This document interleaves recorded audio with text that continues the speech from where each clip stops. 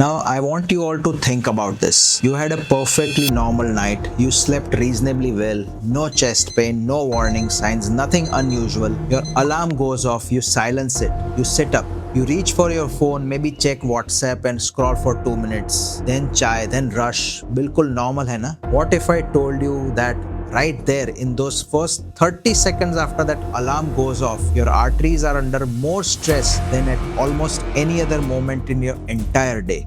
Not in the gym, not after an argument, but in your own bedroom, in the first half minute of being awake. I'm a vascular surgeon and I see the consequences of these mistakes in real patients in the operating rooms more often than I should. And today I'm going to explain exactly what happens inside your body in the first few minutes and why it matters, and how a 30-second change in your morning habit could genuinely protect your heart for the long term. Here's what no one talks about. Most heart attacks don't happen randomly at 3 p.m. Research published in the journal Circulation found that heart attacks are 60 to 70% more likely to occur between 6 and 10 a.m. in the morning than in any other time of the day. 60 to 70%. This is not just coincidence. That is biology. And to understand why, you have to understand what's happening in your body while you sleep. During sleep, everything slows. Your heart rate drops, blood pressure falls, and your blood becomes slightly thicker because your body is still lying flat, not needing to push blood with full force. Your cardiovascular system is essentially in a standby mode. And then the alarm. In that single moment, your brain fires a distress signal. Your adrenal glands flood your bloodstream with cortisol and adrenaline. Your heart rate climbs. The blood vessels tighten. Your blood pressure can spike up to 25% in just a matter of minutes. And that thick, sluggish overnight blood, it suddenly has to move fast through blood vessels that have been just constricted. Socho zara, thick blood, narrow vessels, spiking pressure. That is the exact combination in which blood clots form. And blood clots are what cause the majority of heart attacks, strokes, and leg attacks. Now, a young, healthy cardiovascular system handles this morning storm. It compensates quickly and moves on. But here's where most of us make the critical mistake. Alarm rings and we sit up abrupt. Some people literally jump out of bed. Pehle WhatsApp khola, fir bathroom, fir chai, fir kaam. Full speed from the moment your eyes are open. And your heart, which just spent 7 hours in quiet rest, is being asked to sprint without a warm-up. And what happens next has a medical name: orthostatic hypotension. A sudden drop in blood pressure when you stand up too fast. Your brain gets less blood momentarily. You might feel dizzy or you feel nothing at all sometimes, but internally your heart is working overtime. And here's why this is especially important for Indians. Artery stiffness, the reduced flexibility of blood vessels, affects a large proportion of people after the age of 40. In India, where hypertension, diabetes, stress often begin earlier than the global average, the stiffness can start even sooner. A stiff artery cannot absorb a pressure surge the way a healthy, flexible one can. When that morning spike hits, it's like sending a high-pressure water surge through an old brittle pipe. Something can give. A plaque deposit that has been quietly sitting on a coronary artery for years, stable, silent, going nowhere, can suddenly rupture under that pressure.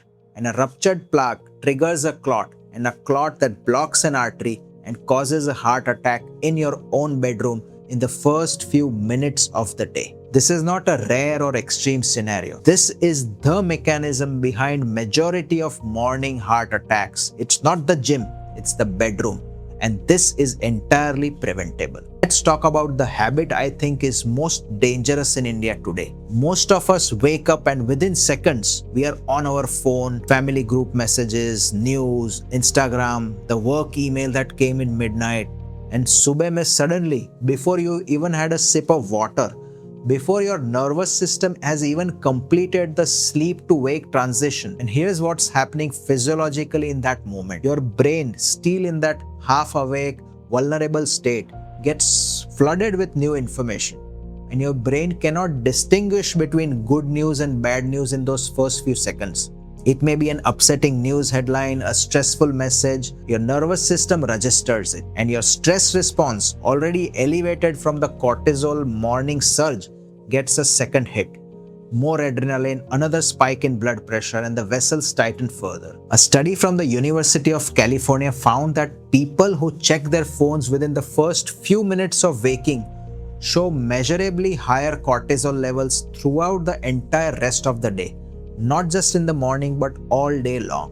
That means your heart is operating under elevated stress hormones for hours longer than it needs to, all from your mobile phone. And here's the part that really hits home. Your cardiovascular system cannot tell the difference between a physical threat and an emotional one. To your heart, a scary message triggers the same hormonal response as if someone is physically chasing you. The adrenaline doesn't know the difference. And then we make the situation worse. Chai to banti hai. I know chai is life. I'm not here to take your morning chai anyway. But here's what you need to know about its timing. After 7 to 8 hours of sleep, your body is mildly dehydrated. Your blood is at its thickest point of the entire day. And caffeine, whether it's chai or coffee, is a mild diuretic. It makes your kidneys release more fluid. So you're waking up with thick blood, dehydrated, vessels are already constricted from the cortisol surge, and you're making your blood even thicker with your first sip.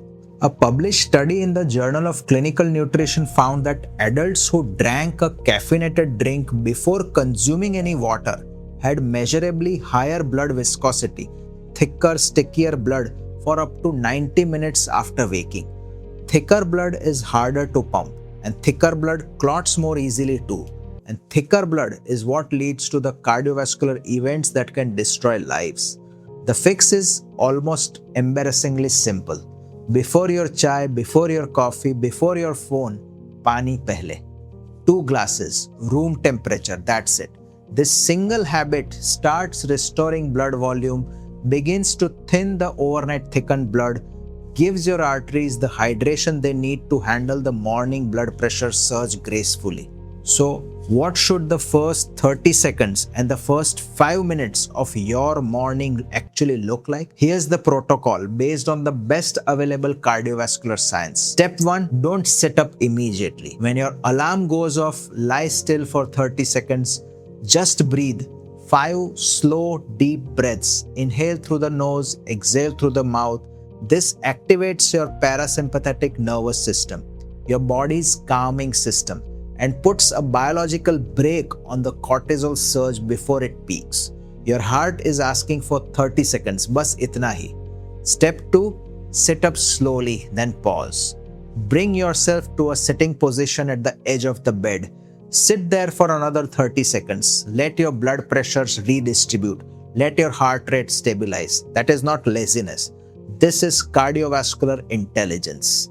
Step 3, water first. Everything else second. Before chai, before your phone and WhatsApp, before the news, 2 glasses of room temperature water. The research on this is striking. A comprehensive study found that implementing a structured morning transition protocol, exactly these kinds of small deliberate steps, reduced cardiac events in the early morning window by 62% in at-risk adults. 62% from a 3-minute habit that costs nothing. Now, if you're in your 20s, your cardiovascular system compensates for these mistakes more easily. The reserve is there. But if you're over 40, then this is a different conversation. 1 in 4 Indians above the age of 40 has hypertension. Diabetes prevalence in India is almost the highest in the world. Add to that the chronic stress of modern urban life, long work hours, financial pressure, financial and family responsibilities, and Indians have a large population with significantly less cardiovascular reserve than they think. Alarming part, vascular disease is often silent. I've seen it in my practice year after year. People who were assumingly fit, eating well, no symptoms, no warning, no reason to suspect anything, until one morning their body simply ran out of reserve. If you have high blood pressure, even well controlled, if you have diabetes, if there's a family history of heart disease, or your cholesterol is elevated, or you have been under stress for months or years, this morning window is not theoretical for you. It's real. And I want to say this gently but clearly. Changes I have described today require no prescription, no expensive medicine, no gym, just awareness and the decision to do things slightly different than what you did yesterday. If you like this video, share it with your parents, your spouse, your relatives, your friends who wakes up and immediately rushes into the chaos of the morning. Because for the right person at the right time, this isn't just useful, it could be life-saving. Take care of yourself and see you in the next